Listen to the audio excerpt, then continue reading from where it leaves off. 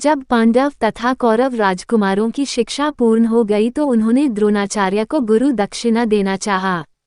द्रोणाचार्य को पांचाल नरेश तथा अपने पूर्व के मित्र द्रुपद के द्वारा किए गए अपने अपमान का स्मरण हो आया और उन्होंने राजकुमारों से कहा, राजकुमारों, यदि तुम गुरु दक्षिणा देना ही चाहते हो तो पांचाल नरेश द्रुपद को बंदी बनाकर मेरे समक्ष प्रस्तुत करो।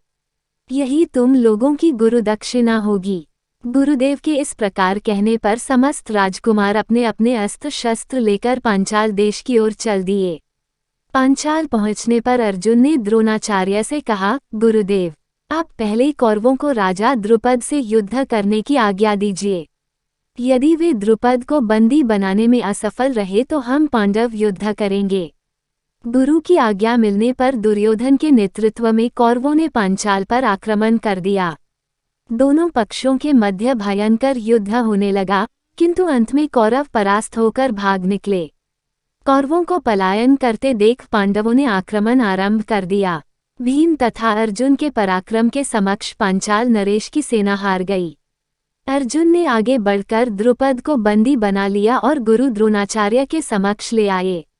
द्रुपद को बंदी के रूप में देखकर द्रोणाचार्य ने कहा, हे द्रुपद, अब तुम्हारे राज्य का स्वामी मैं हो गया हूँ। मैं तो तुम्हें अपना मित्र समझकर तुम्हारे पास आया था, किंतु तुमने मुझे अपना मित्र स्वीकार नहीं किया था। अब बताओ, क्या तुम मेरी मित्रता स्वीकार करते हो?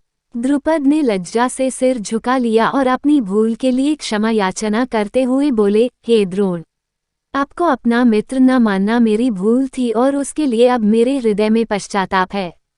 मैं तथा मेरा राज्य दोनों ही अब आपके अधीन है, अब आपकी जो इच्छा हो करें। द्रोणाचार्य ने कहा, तुमने कहा था कि मित्रता समान वर्ग के लोगों में होती है, अतः मैं तुमसे बराबरी का मित्र भाव रखने के लिए तुम्हें तुम्हारा आधा राज्य लौटा रहा हूँ। इतना कहकर द्रोणाचार्य ने गंगा नदी के दक्षिणी तट का राज्य द्रुपद को सौंप दिया और शेष को स्वयं रख लिया।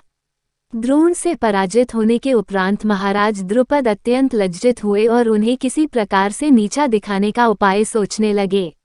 इसी चिंता में एक बार वे घूमते हुए कल्याणी नगरी के ब्राह्मणों की बस्ती में जा पहुँचे। वहां उनकी भेंट याज तथा उपयाज नामक महान कर्मकांडी ब्राह्मण भाइयों से हुई। राजा द्रुपद ने उनकी सेवा करके उन्हें प्रसन्न कर लिया एवं उनसे द्रोणाचार्य के वध का उपाय पूछा। उनके पूछने पर बड़े भाई याज ने कहा, इसके लिए आप एक विशाल यज्ञ का आयोजन करके अग्निदेव को प्रसन्न कीजिए, जिससे कि वे आपको महान बलशाली पुत्र का वरदान दे देंगे। द्रुपद ने याज और उपयाज से उनके कहे अनुसार यज्ञ करवाया। उनके यज्ञ से प्रसन्न होकर अग्निदेव ने उन्हें एक ऐसा पुत्र दिया जो संपूर्ण आयुध एवं कवच कुंडल से युक्त था। उसके पश्चात उस यज्ञ कुंड से एक कन्या उत्पन्न हुई, जिसके नेत्र खिले हुए कमल के समान देदीप्यमान थे। वह चंद्रमा के समान वक्र थी तथा उसका वर्ण श्यामल था। उसके उत्पन्न होते ही एक आकाशवाणी हुई कि इस बालिका का जन्म क्षत्रियों के संहार और कौरवों के विनाश के हेतु हुआ है।